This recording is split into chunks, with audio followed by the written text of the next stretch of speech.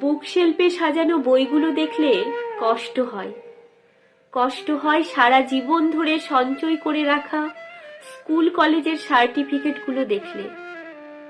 বড়দের দেখে কি শিখবে ছোটরা? পড়াশোনার পাঠ শিখেই তুলে পাড়ার মাচায় ভিড় জমানো। ছেলে মেয়েরা অশিক্ষিত হলে অনেক সুবিধে।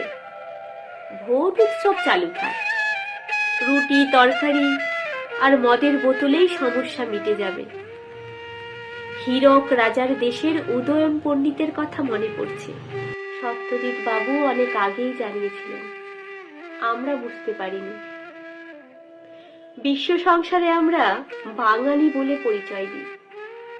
আমরা নাকি ভাত ডাল মাছেই সন্তুষ্ট। তাহলে কিসের এত লোভ?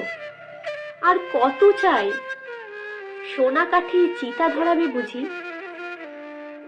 নাকি গ্রহে মূর্খতার রাজ্য বানাতে অনেক বাজেট? একটা সময় পর্যন্ত শিক্ষকরা ছিল সমাজ গড়ার কারিগর। ডাক্তার, ইঞ্জিনিয়ার, আমলা, জীবনে যে যতই বড় হোক শিক্ষকের কাছে আজীবন নত। অনেকটা জোকার বানিয়ে দিল ওদের।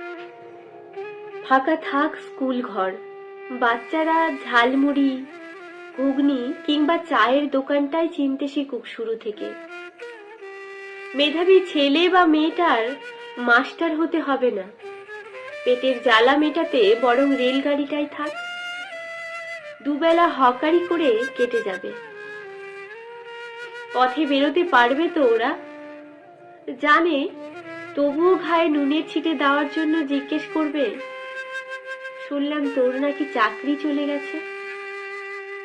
বাচ্চা মেয়েটা যখন জিজ্ঞেস করবে, বাবা আজ স্কুলে যাবে না, ওনারা কি উত্তর দেবে জানি না।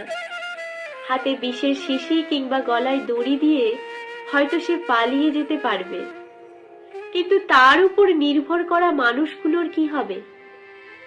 এখন সে নিজের জন্য কান্না করবে নাকি তার সঙ্গে জুড়ে থাকা মানুষগুলোর প্রয়োজনের কথা ভাববে? শোনো, ওদের মাথা ব্যথা নেই, কাদা ছোড়াছুড়িতেই ব্যস্ত। বুকে কিন্তু তোমার ব্যথা। জানি সান্ত্বনা দেওয়াটা বোকামি, তবে সবকিছু অতিক্রম করে বাঁচতে শিখতে হবে।